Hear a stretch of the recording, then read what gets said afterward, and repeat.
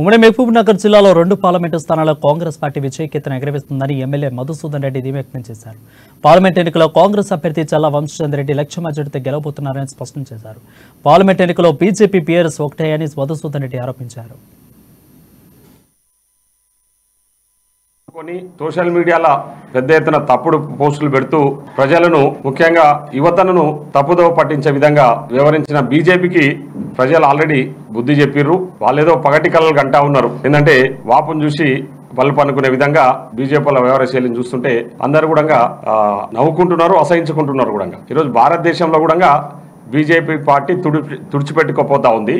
ముఖ్యంగా మొన్నటి వరకు జరిగిన అన్ని ఫేజ్లలో జరిగిన ఎలక్షన్స్లలో కూడా చాలా స్పష్టంగా ఆల్ మీడియా ఛానల్స్ కి సంబంధించిన సర్వేలు కానీ ఇతరత్ర సర్వే సంస్థలు కానీ చెప్తున్నది ఒకటే, ఖచ్చితంగా భారతదేశంలో ఇండియా కూటమి దాదాపు 300 పైచలకు సీట్లు గెలుచుకొని ఈసారి ప్రభుత్వాన్ని ఏర్పాటు చేయబోతా ఉందని చెప్పేసి చెప్తా ఉన్నాయి.